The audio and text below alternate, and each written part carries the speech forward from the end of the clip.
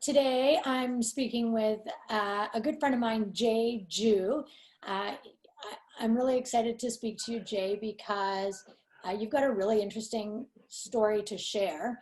We were just talking about the fact that you've been in this position that so many other people are just in now, which was a year ago, you were working with a large construction company and you were laid off. So you found yourself with no job. Hmm. Yeah. Yeah, and I think it would be different. And there's my daughter walking by. That's It would have been okay. That's different okay. Well, we're all at if I home. didn't That's have. the whole point. Yeah, exactly.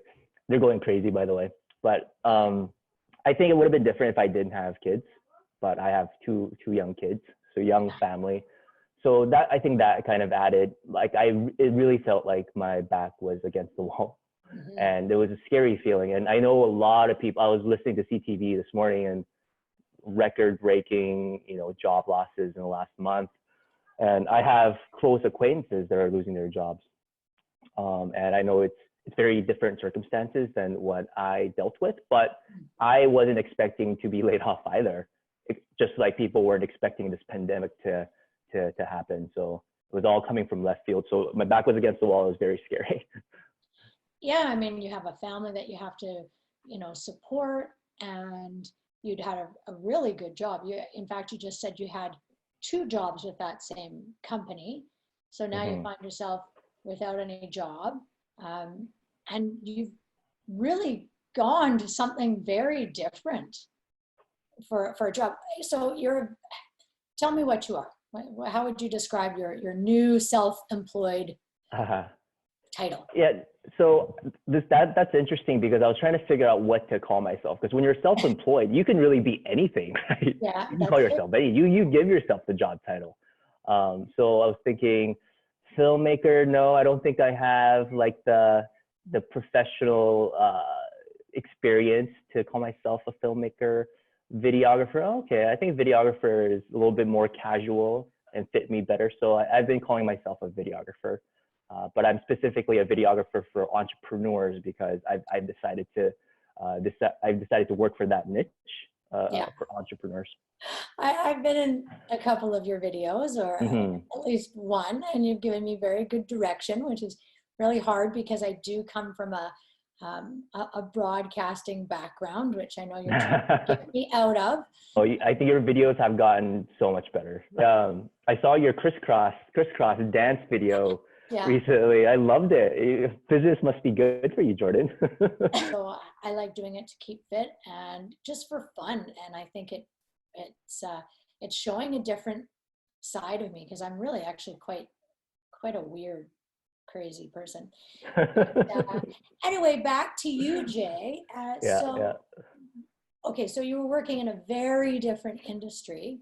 You had to, I want to say you had to come up with something else, and videography is so different. What made you A, go to that, and B, I mean, do you have a background in that? Because I've seen your stuff and it's very professional. It looks great. Oh, thank you.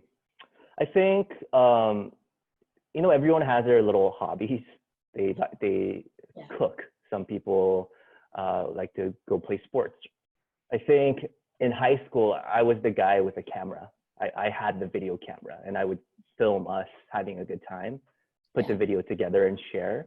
I never really thought of that as a career because back then, careers in videos, it was very professional settings. Like you had to go to film school or get professional training as a camera technician or things like that.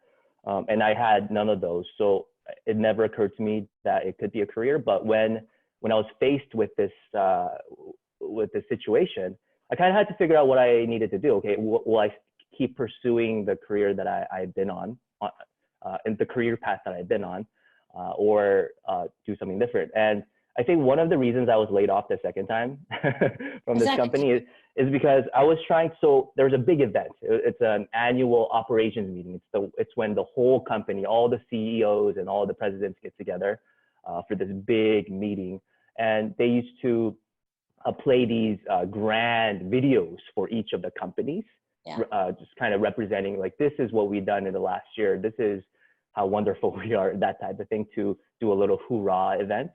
And I had a chance to create one of those videos for the construction division of the company.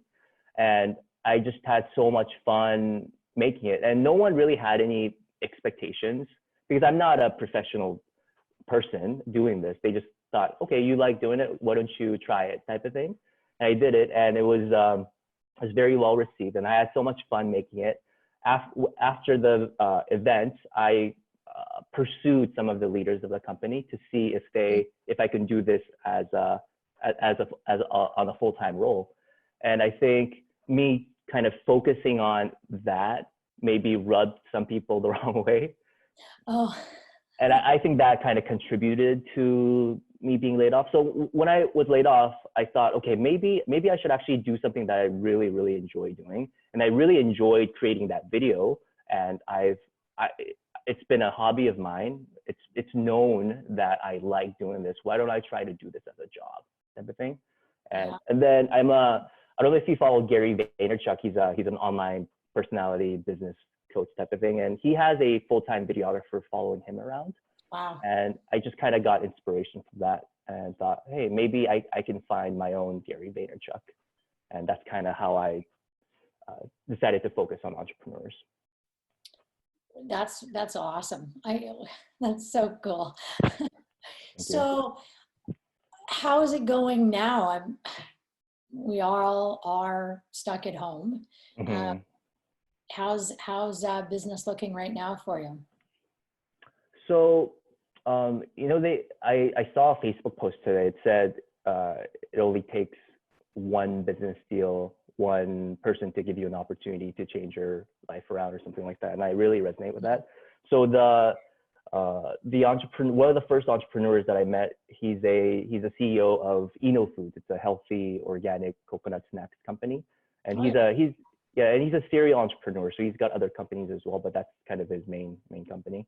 And I got introduced to him, and we decided working together, and he liked my work. So I've been doing a lot of work for him. And I think all the other leads and prospects and other clients, I haven't really been able to reach out to. It's just kind of, I'm very careful with that. But for Jay Park, his name, I've been doing a little bit of work for him. We were careful, masks and social distancing and everything like that. But and I also have a lot of footage already filmed, so I can do a lot of video editing. So I stopped. I'm working from home now. There's an office space that I work in, but right now I'm working from home, just editing the videos that I have in the past. And if we need to film some new content, then we're careful about where we meet and things like that. I know a couple of people where they just don't know if their businesses, the business that they were working at, will survive this.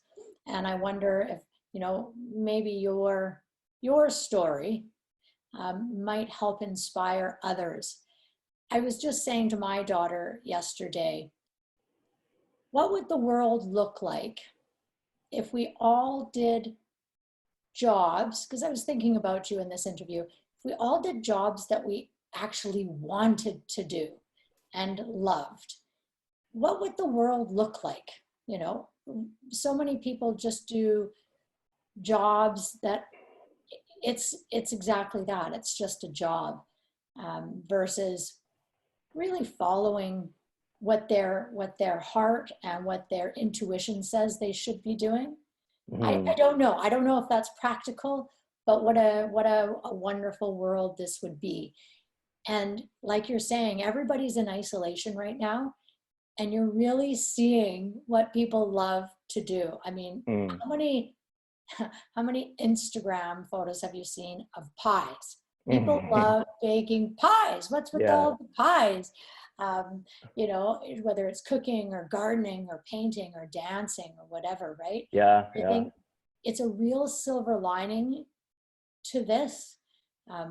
I'm truthfully really enjoying being at home. I've worked, I work at home, but it's definitely quite calming for me. My life is certainly less hectic, what are you guys doing? You said the kids are going stir crazy. So what are you guys doing to keep active, keep yourselves sane? Well, I actually want to comment on the comment that you just made before we answer this question. I think, when I first wanted to, so when I was telling my friends that I was going to try videography as a career, some friends were really worried about me. They were like, you have kids, like, we understand that you love doing this, but you have to separate that from your career or making money. And I remember people at my previous company, when I would seek out mentorship and ask for advice, they would say, hey, Jay, you're not supposed to like your job. That's why it's a job. People would tell me that. And I think I've been I think throughout education, they don't really teach you to pursue the things that you love. They just kind of give you the tools so you can be a factory worker. But at least back then when we were being educated. Yeah. And I think if you're into, let's say, like Polish dancing or something like that, and you're really passionate about that, and you want to just do that for a career, maybe there might be some challenges in certain avenues, but I think you have to try it. And I really try to live this so I can teach my kids. I tell them, like, look what daddy's doing. Like, I actually really, really like doing this, and I'm making money from this, so I can buy you guys toys at McDonald's. And I hope whatever they get into, that they will at least pursue it, at least try it to see what happens. But I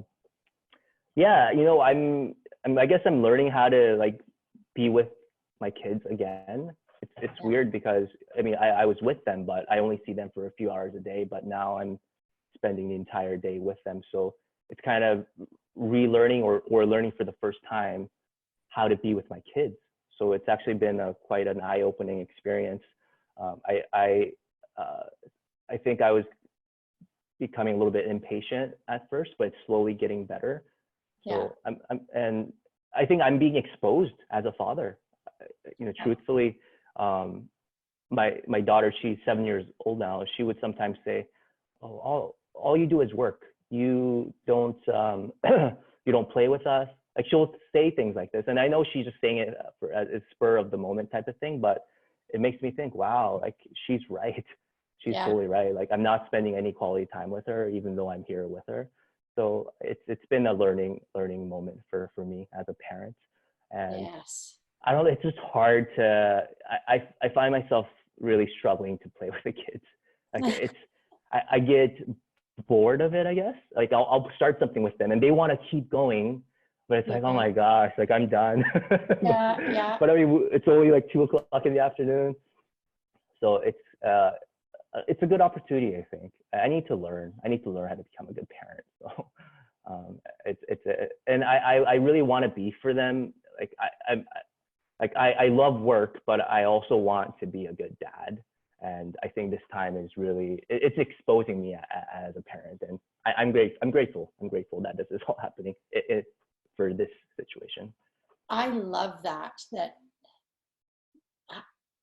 you're saying that. I mean, who would have thought that something like this, first of all, saying that you're being exposed as a dad, your kids are, telling you, hey, you suck.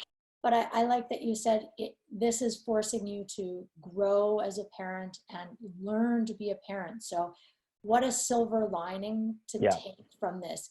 It is an opportunity. There are not going to be, I don't think, any opportunities like this again in our lifetime where we are forced to be with our families and learn these things. And I hope it's something that we can take with us after this is all done. Just, really embracing those new things that we've learned. So I'm going to leave it there, Jay, because I have absolutely loved what you've shared with me. Thank you so much for taking the time. And I hope that you guys find a little bit of inspiration. And thanks again, Jay, for being so vulnerable and open to sharing with my community. No, thank you for the opportunity. This was fun. Thanks, Jordan.